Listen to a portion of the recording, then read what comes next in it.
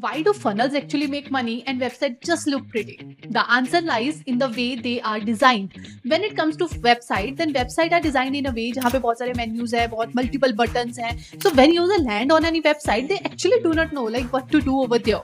So for that case, funnels come for the rescue of the people that are selling products, where we have very simple and to the point CTA like click through action, where we actually let people know कि हम लोग सिर्फ ये चाहते हैं कि you just come as our lead and give us your information and come for the master class or come for the webinar or come for the workshop, whatever like you have in your funnel.